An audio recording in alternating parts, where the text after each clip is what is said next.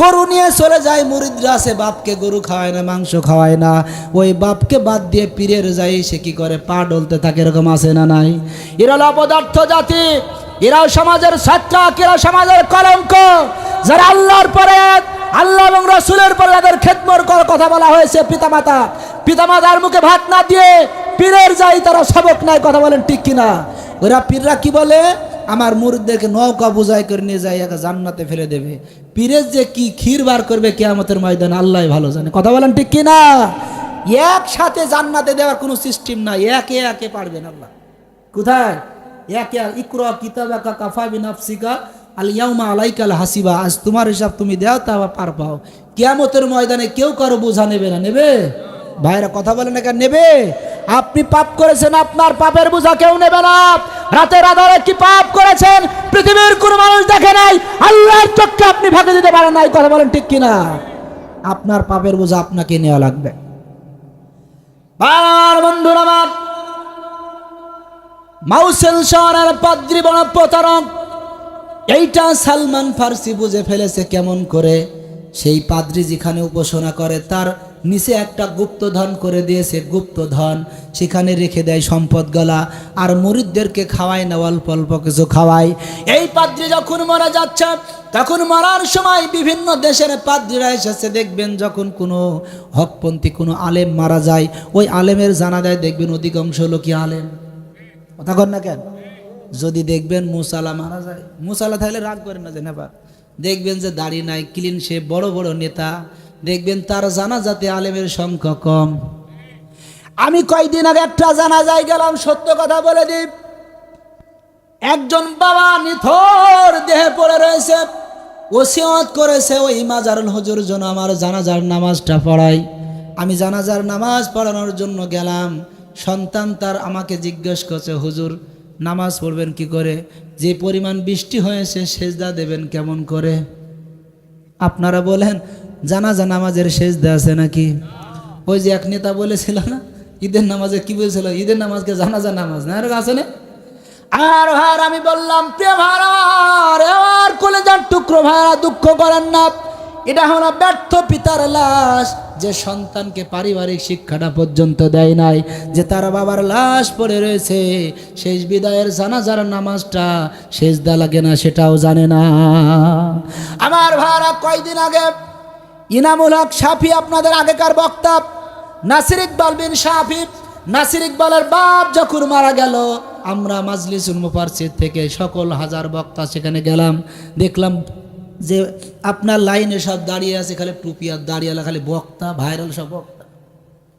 আমরা লক্ষ্য করে তাকে দেখছি কয়দিন আগে, এই যে 5ই আগস্টের আগে বাংলার একজন নক্ষত্র, যাকে পৃথিবীর মানুষেরা কোরআনের পাখি নামেছে না। কথা বলেন ঠিক কিনা? কোরআনের পাখির নাম কি? সবাই বলছেন না যে আল্লামা দেলার হোসেন সাইদি হাফেজাহুল্লাহ। গোলাপ একটা পুষ্পটিত গোলাপ। বাংলাদেশে অসংখ্য বক্তা আছে, তারা বলে এক সাইদি মরে গেছে, দেখ কি হয়েছে, হাজার সাইদি আজকে ঘরে ঘরে। আমি বলি বেটা, কথাটা তোমার মিথ্যা কথা। যেই সাইদি চলে গেছে এই সাইদি জীবনেও আর কোনোদিন আসবে না। কথা বলেন ঠিক কিনা? ঠিক কিনা প্রিয় ভাইরা? আমরা লক্ষ্য করে দেখেছি আমাদের আল্লামা সাইদির জানাজাতে হাজার হাজার লক্ষ লক্ষ জনতার ভিড় দেখেছি। কোটি কোটি মানুষের সম্ভাবনা ছিল, কিন্তু জালেম অত্যাচারীরা এই জানাজা পর্যন্ত করতে দেয় নাই। কথা বলেন ঠিক কিনা? লাশ নিয়ে তাদের ভয় ছিল। কথা বলেন ঠিক কিনা? সবাই কথা বলছে, ফেলেছে। আর জানাজায় গেলেন হাজার হাজার আলেম মানুষ, কারণ আলেমরা মরে গেলে আলেমদের পিছনে কারা থাকে? আলেমরা দেখবেন হাজার হাজার মানুষ থাকে। আমার বাপজানেরা, এই মাউসেল শহরের একজন পাদ্রী ছিল মুনাফিক, হযরত সালমান ফার্সি রাদিয়াল্লাহু তাআলা আনহু। দেখলেন অসংখ্য পাদ্রী দেশ থেকে বিদেশ থেকে আসছে। হযরত সালমান ফার্সির সামনে দাঁড়িয়ে গিয়ে বলতেছেন, এ দেশের পাদ্রীরা, তুমি যে পাদ্রীর জানাজাতে এসেছো, এই পাদ্রী কিন্তু ভালো মানুষ না, প্রতারক। কি বললেন? প্রতারক মানুষ। পাদ্রীরা সবাই বলেন, কি হবে তুমি বিশ্বাস জানো যেটা প্রতারক? আল্লাহ নবীর সাহাবা হযরত সালমান ফারসি রাদিয়াল্লাহু তাআলা আনহু তিনি বললেন, আমি জানি এই লোকটি প্রতারক, কারণ হলো এই লোকটা যদি সাক্ষ্য নিতে চান তাহলে আপনারা আমার সাথে আসেন। হযরত সালমান ফারসি নিয়ে গেলেন, যেখানে সে বসে থাকে তার নিচে গুপ্তধন রেখে দিয়েছে, জনগণকে দেয় না, সে নিজে পেট পূজারি করে, মানুষকে ফাঁকি দেয়। এ হলো প্রতারক। প্রতারকের জানাজা কোন পাদ্রী পড়াতে পারবে না। এই তেজ দেখে ওই সমাজের পাদ্রীরা বললেন, এই ছেলের এই বালকটা তো সত্য কথা বলেছে। তারা জানাজা নামাজ না পড়ে সবাই চলে গেলেন। হযরত সালমান ফারসি বলছেন, ওগো পাদ্রী ভাইয়েরা, আপনারা আমাকে নিয়ে যান, আমি সঠিক ধর্মের ওপরে আমি প্রতিষ্ঠিত থাকতে চাই। হযরত সালমান ফারসি রাদিয়াল্লাহু তাআলা আনহুকে বললেন। এবার নাসিবাই তাকে নিয়ে চলে আসলেন কোথায়? নাসিবা, মাউসিল থেকে নাসিবা শহর 750 মাইলের দূর রাস্তা। সেখানে নাসিবার পাদ্রীর কাছে থাকতে শুরু করলেন। দিন যায়, মাস যায়, বছর গড়িয়ে যায়। নাসিবার পাদ্রী এক সময় সে মৃত্যুর কোলে ঢলে পড়লেন। এরপরে নাসিবার পাদ্রী তিনি বললেন, ও নাসিবার পাদ্রী, তুমি তো এখন মরে যাবা, তাহলে আমি কার কাছে থাকব? নাসিবার পাদ্রী বললেন, এখন তুমি চলে যাও আম্বুরিয়ায়। আম্বুরিয়ার একজন পাদ্রী আছে, একজন সুনামধন্য আলেম মানুষ, তিনি একজন ভালো পাদ্রী, ঈসাই ধর্মের ওপরে প্রতিষ্ঠিত রয়েছে, আসলেই সত্য ধর্মের ওপরে তিনি ছিলেন। আম্বুরিয়ায় চলে গেলেন। যাওয়ার পর তাকে বললেন, আপনার কাছে প্রেরণ করার জন্য নাসিবাই এক পাদ্রী আমাকে পাঠিয়েছেন। তিনি থাকতে দিলেন, জায়গা দিলেন, নামাজ পড়লেন, সব ইবাদত বন্দি করলেন। তার ইবাদতটা খুব ভালো ছিল। খ্রিস্টান ধর্ম অনুযায়ী, ঈসাই ধর্মের অনুযায়ী তারা পাদ্রীর কাজ করতে, হঠাৎ করে ওই আম্বুরিয়ার প্রেসিডেন্ট মারা যাবে। হযরতে সালমান ফারসি রাদিয়াল্লাহু তাআলা আনহু তিনি বলতেছেন, ভাইরে পাদ্রী সাহেব, এখন তো আপনি মারা যাবেন, এরপর আমি কোথায় যাব, কার কাছে যাব? আম্বুরিয়ার প্রেসিডেন্ট বললেন, সালমান রে, এবছর আমার মনে হয় না এখন ঈসাই ধর্মের উপরে আর কেউ প্রতিষ্ঠিত রয়েছে। তবে আমি তোমাকে একটা বার্তা দিয়ে যাই, আর কোন ধর্মের উপরে ঈসাই ধর্মের সঠিক পাদ্রী আর খুঁজে তুমি পাবা না রে সালমান। আমি তোমাকে একটা সুসংবাদ দিয়ে যাই।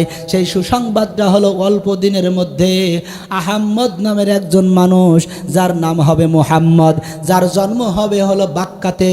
বাক্কার লোকেরা তাড়িয়ে দেবে, দূর দূর করে বাক্কা থেকে পলায়ন করবে ইয়াসরিবে, খেজুর গাছের বাগান, সেখানে পালিয়ে যাবে।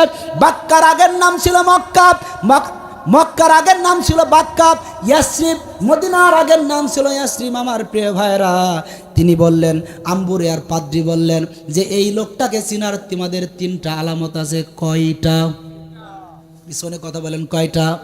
1 নাম্বার আলামত হলো, এই লোকটিকে যখন তুমি দেখবা, এই লোকটা সদগার মাল খায় না। কিসের মাল? আর আমাদের হুজুরদের দিলে আমরা ছাড়ি না, কথা কর না, সদগার মাল খাওয়া যাবে। এই দেখো হুজুর, আমি একদিন বলছিলাম যে আমরা অনেক বক্তারা বলেন এটা, যে এটা হলো জান্নাতের প্যান্ডেল, এখানে যারা আসবে জান্নাতে ঢুকবে। আমি একদিন বলছি যে এখানে আসতে তো হুজুররা তো 40,000 নিচে জান্নাতে ঢুকতে চায় না। হ্যাঁ, ডিল করে সারা ঢুকতে চায়। দেখবে যে ভাইরাল, যে সমস্ত ভাইরাল মানে ভাইরাস, ভাইরাল যারা তারাই কি ভাইরাস। কারণ চোর জানে চোরের খবর।